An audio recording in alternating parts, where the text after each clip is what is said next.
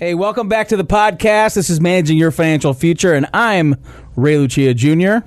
And I'm Joe Lucia. And we are Lucia Capital Group. Hey, Ray, have you heard about this Secure Act? It passed into law December of 2019, and everybody's talking about it. It stands for Setting Every Community Up for Retirement Enhancement. Very interesting name for this act that has some interesting changes to take into consideration with our financial planning. You've got a couple scenarios that you want to walk through, and then we'll turn it back over to Rick Plum and Johnny Dean, and they're going to go into a lot more detail. So the obvious one that everybody's talking about is you no longer have a required minimum distribution till age 72, which changed from the 70 and a half. But there's a catch. The catch? Let's take my mom, for example. Marilyn. She was born November of 1949. 2020, she's going to be 70 and a half. She would have had a required minimum distribution. Aha! Now she gets to wait till she's 72. Fantastic, I think. She doesn't necessarily have to wait till she's 72, but she has that option. On the flip side, that turns 70 in May. So their birthday was May of 1949. Guess what? We took an RMD in 2019. 2020, they got to take an RMD again. There's also a lot more going on with the Secure Act, everybody. And on the flip side, I know we were talking about this, beneficiaries kind of get hosed on this deal, right? Oh, in my opinion, they get majorly hosed. Here's the deal. Let's just say, God forbid, your parents had passed away and your dad left you $1 million. And it went to a beneficiary IRA. But under the new rule, you've got to distribute that beneficiary IRA over 10 years. You no longer get to stretch it out over your lifetime. Hey, I'll still take that deal. I'll take $1 million over 10 years. But yeah, no, I get it. So folks that are inheriting money, especially if it's a sizable IRA, instead of stretching out maybe over 30 years, they're forced to take it out over 10. So that's like the government's going to get paid their taxes about probably 20 years sooner than they normally would have been. So it's a little smoke and mirrors. Hey, everybody, you get to wait a little bit longer, year and a half longer, 72. But if it doesn't go directly to a spouse and it goes to a beneficiary, we're going to get the money a lot sooner. You know what? It reminds me of Goodfellas, and I can't say it on the podcast, but that's what Uncle Sam is saying. It's time to get paid. So with that, let's turn it over to the boys, Johnny Dean and Rick the Professor Plum. It's been almost 2 decades we've been on this journey to educate, liberate, and help you take action so you may better manage your financial future, achieve peace of mind, and accomplish your life's purpose. This podcast reveals financial tips, strategies, and insights that will help you set your goals and guide you along the way to help you achieve them. This is Managing Your Financial Future, brought to you by the advisors at Lucia Capital Group. I'm your host, Johnny Dean, with our own Rick the Professor Plum, Chief Financial Planning Officer. It is Managing Your Financial Future. Welcome to the podcast. I'm going to call this a special edition of the Managing Your Financial Future podcast. We interrupt your broadcast week. Professor Plum, we're usually here, once a week. With a special broadcast, we need like the teletype machine behind us. Yeah, we do. It sort of gives it that old-timey flair, and, well, I mean, we're the reason we're doing this is because, obviously, 2020 is here, and they snuck up on this with this Secure Act. That's right. Setting every community up for retirement enhancement. Yeah, and I don't know if they've proven that it's every single community, and I don't even know if it's all retirement enhancement. But there are some important provisions in this, and I thought that we should at least jump in here and relay some of them to our listeners, because if you've been listening to the podcast, we started this last year, and then there's some people who listen, they download them and they listen to them 10 at a time. And so they're going to hear things from last year that we said, like your retirement required minimum distribution age 70 and a half. Well, that's one of the things that has changed. For some people. For some people. And there may be, and going forward, that's what it's going to be for you and me, right, unless they change it. So we're going to talk about this stuff. You may have to put aside some of the old information if you've been listening to the podcast since 2019. So let's get started with this. There are several provisions. Some are retirement-related, some are not. So we'll start with the retirement-related ones because we talk about managing your financial future. Retirement is in the future. Biggest one I just mentioned, or at least I think it's the biggest one, the required minimum distribution age. Professor Plum, it is no longer age 70 and a half. Well, if you were born after June of 1949, it is now age 72. If you were born before July 1949, it's still age 70 and a half. So if you turned 70 and a half before the end of last year, you still have required minimum distributions going forward, even though the new age is 72 and some of those people may only be 71. It doesn't matter. If you were born before July 1949, you've got the age 70 and a half required minimum distribution beginning date. If you were born after June 1949, your new required minimum distribution begin date is the year you reach 72. Now, all the rules that we had before where you could postpone the first one until April 1st of the following year. If you own less than 5% of the business that you're working in and you're working all year, you can postpone. Those still are there. None of that changed. The only thing that changed was your required beginning year. Yeah, I'm not sure why they did this. I don't know. It's whatever. Fine, age 72, Well, we have that 70 and a half. retirement crisis, and they want to give people more time right. to allow their IRAs to grow longer. The retirement crisis that we debunked a couple of episodes back, I think so. I was saying a little bit tongue-in-cheek, but no, this is two-pronged. This one goes along with allowing the accounts to grow more over a longer period of time. And then the second part, or one of the other provisions within the plan, sticks it to the beneficiaries. And so this which we'll isn't about helping individuals. No, of course it isn't. It isn't. They take one side, they give the other side. Now, there are also contribution age limits. It used to be that once you hit required minimum distribution age, you could no longer contribute to an IRA, even if you're working. Well, you have to be working to contribute. You have to have earned income to contribute to an IRA. When they created Roth IRAs back in, 1998, they didn't add that to the Roth IRA. So you can contribute to a Roth IRA at any age. If you're 100 years old and still working and earning a paycheck, you can contribute to a Roth IRA. But traditional IRAs were not allowed to be made in the year you turn 70 and a half or later, because they figured, well, that's the required minimum distribution age. Well, they've taken away that. Now, if you are working, there is no age limit to making a contribution to a traditional IRA. Yeah, and I never really quite understood why you couldn't contribute if you were still working to an IRA. If you had to start taking money out, but then they put so many loopholes on it, 401ks, retirement plans, SEPs, other things we could contribute to, but we just couldn't do it to a traditional IRA. All right, so required minimum distributions for people born after June 1949 are now age 72, the year you turn age 72, and all the other rules still apply. You mentioned this a moment ago.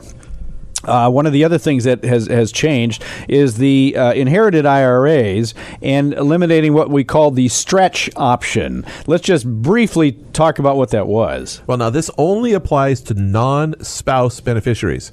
Spousal beneficiaries still have all the same rules that they had before. They can roll it into their own name, do whatever, do everything before. They didn't change anything dealing with a spouse that's a beneficiary of an IRA. What they changed was the rules for non-spousal beneficiaries. In the past, if I happened to pass away and I named my grandchild, who is 1 year old, as the beneficiary of my IRA, that grandchild could stretch the distribution over their life expectancy, which is a 1-year-old probably has a 60+ year life expectancy. I don't know. Yeah, what's their distribution? How much would they have to take 1/60th the first year. So it's based on age and life expectancy. That all changed for anybody who has an IRA, 401k, TSP, tax-deferred retirement account, and they pass away after 2019. If you passed away before 2019, your beneficiary can still stretch it under the old rules. Well, you're probably not listening if you did. But you may be a beneficiary of somebody who died last year. Yes. So that would not, you get the benefit of the stretch. If they died in 2020 or later, and you inherited the IRA, if the death was in 2020 or later and you're the beneficiary, now you do not have a life expectancy calculation. You can't stretch it. You have to have 100% of the account gone within 10 years. Do you still have to take out a certain amount? Nope. Or it comes out? So you just have 10 years to get it all out? Any amount you want to take out in any given year, you can take it out quicker, slower. Skip a year. Don't skip 5 years. Skip 9 years. But then all of it just has to be emptied by the end of the 10th year. Yeah, and you're going to be taxed on. It's going to be taxable income. So it's probably not necessarily advisable to wait. As it turns out, Professor Plum, experience dictates that many people just take it all out within the first couple of years anyway. It also depends on the size of the IRA. Beneficiaries will distribute the IRAs within a couple of years anyway. And we were talking about somebody who inherits $30,000, $40,000, $50,000. They're not going to stretch and take out a $1,500 every year. They don't want to worry about RMDs. This is really going to affect the people that have very large IRAs.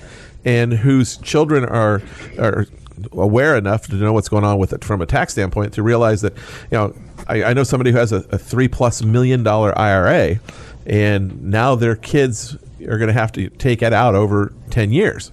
That's, even if on a pro rata basis, that's $300,000+ a year with a little bit of growth on it. Whereas before, the kids are in their 40s, they may have been able to stretch it out over 30 years or longer, depending upon their age. And so it'll push taxability up quicker. It won't affect a ton of people, but it will affect some, and it will be a problem for beneficiaries. Here's one that I find really interesting for a number of reasons, and it has to do with allowing 401k plan sponsors to offer annuities as an investment option within the 401k. Right. And I find that interesting because there are some very vocal opponents of annuities of all kinds. But the government's been a very open proponent of them. They've been saying put annuities in there, specifically lifetime annuities, single premium deferred annuities that turn into single immediate annuities. They recognize that there could be some value for that. They've pushed for the longevity annuities. They just stink is the problem with them. And what the bill does is it basically does two things. It changes the ability for employees to sue the employer for bad annuities, basically. There's a fiduciary safe harbor that the plan can now do so that because before a lot of companies didn't want to go through and do the due diligence on the annuities. Well, there's a cost to that. And the other problem was a lot of annuities are issued and they can't change. They're issued in the name of the 401k. They're issued in the name of because that's the owner of them right now. And then when the person terminates and wants to roll it to an IRA, that annuity can't change ownership from one owner to basically a non-related owner, even though the beneficiary is the same. And so they would make people cash them out and roll money. It's cash, that's fine, but a lot of times we want to take them, as we would call in kind, to maintain the death benefit, maintain the income benefit, maintain the aspects of the annuity, and roll it to an IRA. Not all annuities do that. Some do now, but now they're going to force everybody that's being issued to allow for that. So that's why they're now allowing more, or it's going to make it easier to have annuities inside of 401ks. Yeah, it's easier to invest in. It's easier to distribute it from the plan. There are a couple of small business provisions. I don't know if we have to really get into that. They can join multi-employer plans. Right, I think there's some incentives. Yeah, a little economy of scale when you've got more people involved. They've offered tax credits for setting up the plan. They've offered tax credits which is a nice thing. Auto enrollment, and they've increased the amount of auto enrollment where they say we're going to automatically enroll you, and you're going to put up to 10%. Now we can auto enroll you up for 15%. You have to back off. Yeah, and it allow part-time workers. Before we could exclude part-time workers as a business owner, that you could exclude part-time workers, so you didn't have to include them in the plan. Now part-time workers, and there's a couple different definitions for that, can be included in the plan. So you don't have to be a full-time employee to be included. I like one that. For flexibility standpoint is, if somebody's just gotten through the year, they're sitting here now at the beginning of 2020, and they're saying, "Oh, I need to do some retirement planning." Well, about the only thing a business owner can do right now, or up until this Secure Act, was maybe a SEP. Because we're past the January 1st. Well, retirement plans had to be put in place, at least signed into place. Not necessarily funded, but signed into, the documents signed by December 31st. The SEP was the one outsider that you don't have to set it up until you actually file your return. Now, all the plans, you can wait until after the end of the year and before you file your return to set up the plan. So it was a simplified employee pension, a SEP before that. What other plans now can we set up? A 401k? Well, not a 401k necessarily, because a 401k is salary deferral. Yeah. I can't defer salary today that I earned a year ago. These are really the retirement. I don't know if you want to. They're not all necessarily retirement related, but in many ways they are. There are some non-retirement sections of this. I don't want to go through all of them again because many of them aren't all that relatable, but a couple of them are. You can now take penalty-free retirement plan and IRA distributions from your 401k, I guess, or is it just an IRA? I think it's any retirement plan. Penalty-free for births and adoptions. Yeah, that's for all plans. Okay. Well, so you can take money out of your 401k to pay for up to $5,000. But what are you paying for? For the adoption expense. What about, well, it says births and adoptions. What do you pay for? So you hand money to the doctor and you can take money out? I think it's more for the legal aspects of it. I don't think it's going to affect that many people, so I didn't really read up heavily on that. Well, it probably won't, but you can take it out penalty free for that. But that, for some people, that may be. It just adds to the exceptions. We death, disability, education, some hospital or medical expenses for unemployed, this and the other thing. There are exceptions to the age 59.5 rule. This just added a new one for adoption expense. Kiddie tax. Now, there's something called a kiddie tax, Kiddie. It's a cute little name, but it actually can do some harm to people who want to try to transfer certain assets or certain income to their children. Well, let's talk about... In the old days, what we would do is transfer big blocks of very high cash flow bonds or stocks or whatever to our kids, let them take the income and pay for their own school, but they're in almost a no or zero tax bracket. So if we'd paid tax on it in our name, we would have paid a lot of tax, but the kids didn't. Now, Congress said, well, that's just not fair. So they put a little constraints on that, and it's crept up and gotten worse and worse over the years. And now, if the child is in college or in school under the age of 24, and they make more than $2,200 a year in what they call unearned income, meaning not wages from a job or self-employment, then that excess money would be taxed up until a year ago. It was taxed at the parent's marginal rate. So it's as if the parents own the asset anyway. Yep. So the whole idea was to get away from shifting income. That was the whole point of it. The Tax Cut Jobs Act, or whatever they called that thing from a year or two ago, changed the taxation of that income from the parent's marginal rate to trust rates. And trust rates, trust me, are bad. Trust me, trust rates are bad. It's the same brackets. It's just that the amount of income you can have in each bracket, like we have a 12% bracket, 15% bracket, whatever. And trust rates do too. They have, but you can have a married couple doesn't hit the 37% bracket until like $600,000+ of taxable income. A trust hits the 37% bracket at about 10 cents.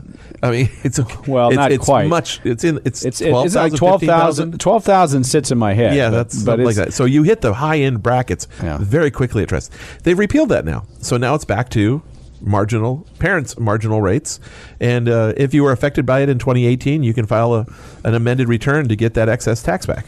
Yeah, so it's not just this going forward. It's if you have a kiddie tax victim in your family. Right. You can file an amended return for 2018. The kiddie tax affects any kid under the age of 19 or under age 24 if they're in school. Couple more here. We're talking about the Secure Act that was passed not that long ago, and some of the new provisions.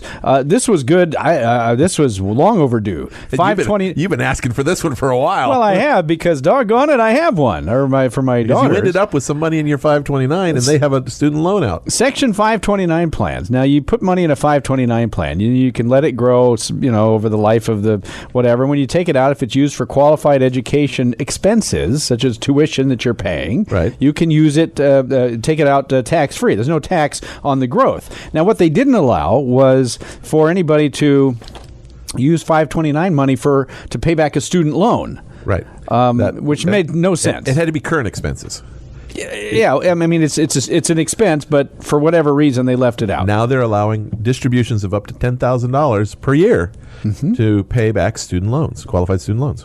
Penalty-free, which I think is wonderful. I think it's absolutely great. I've got just enough in this 529 plan for your daughter to cover that. Although my daughter has used it for a couple of continuing education courses for her business.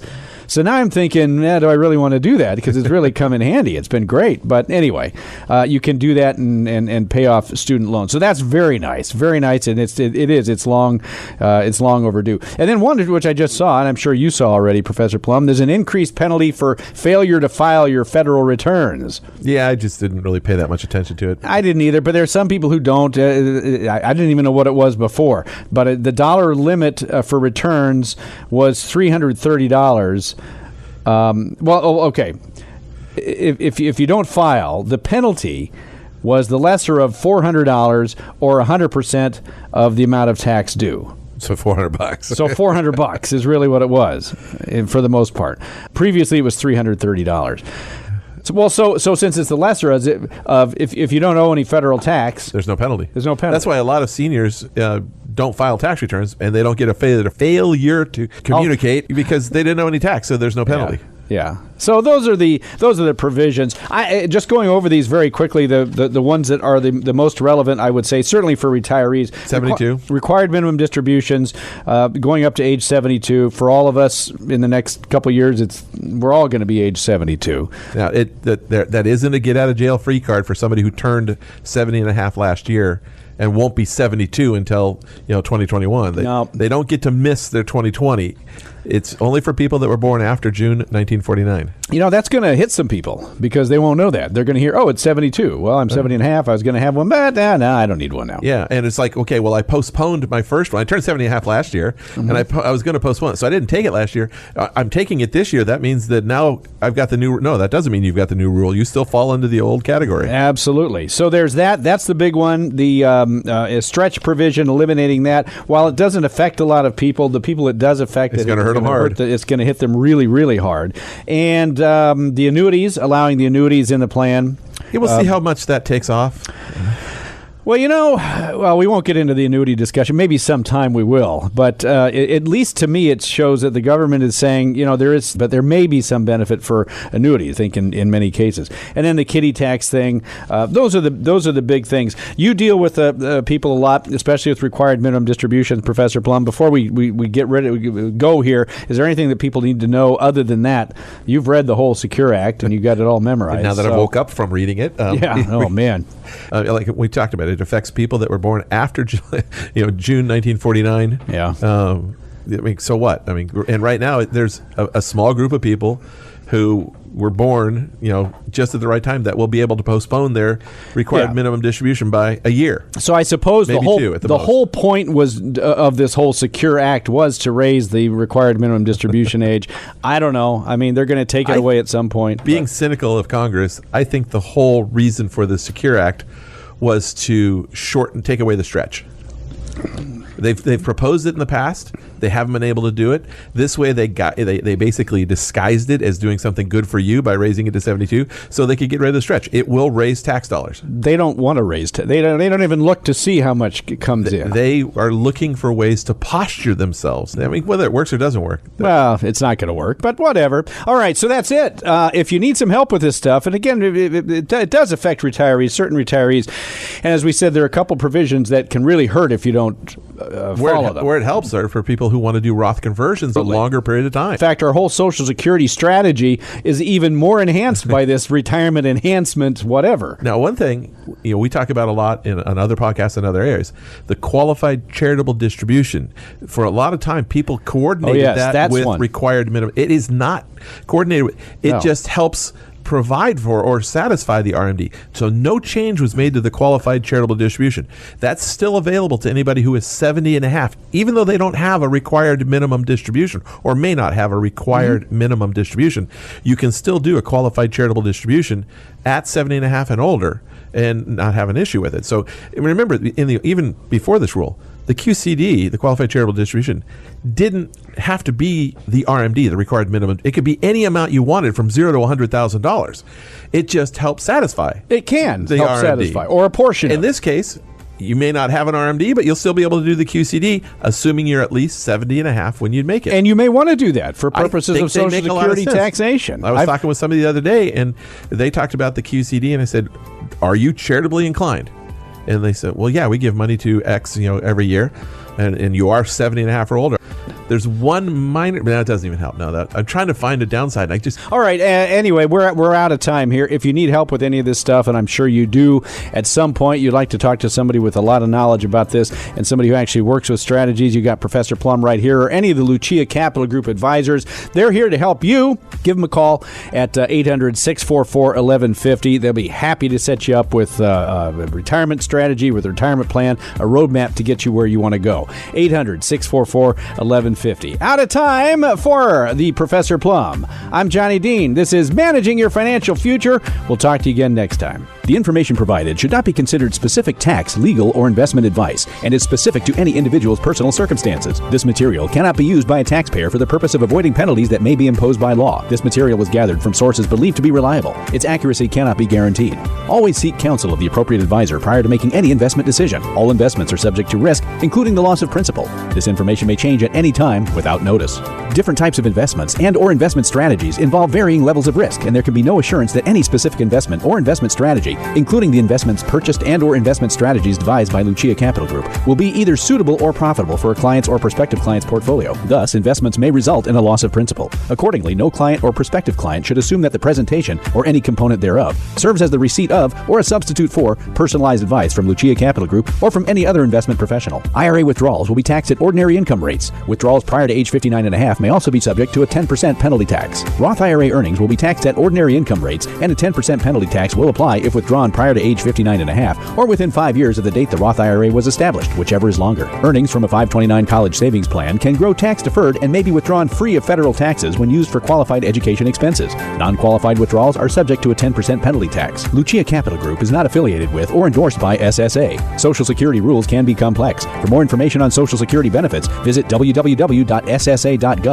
or call 800-772-1213. Insurance products offered through Lucia Securities, LLC, California Insurance License number 0H40817. Lucia Securities is licensed to offer such insurance products as life, disability, long-term care, and annuities. Lucia Securities is the DBA for Lucia Insurance Services. Annuities are long-term investment products designed for retirement purposes. Guarantees are based on the claims-paying ability of the issuer, subject to their terms and conditions. Early withdrawals may be subject to surrender penalties and, if taken prior to age 59.5, may be subject to an additional 10% federal tax. Annuities are not FDIC insured. Certain terms and conditions apply, so please read insurance company materials carefully. The investment professionals are registered representatives with and securities and advisory services offered through LPL Financial, a registered investment advisor, and member FINRA SIPC. Lucia Securities, LLC was acquired by LPL Financial August 2020.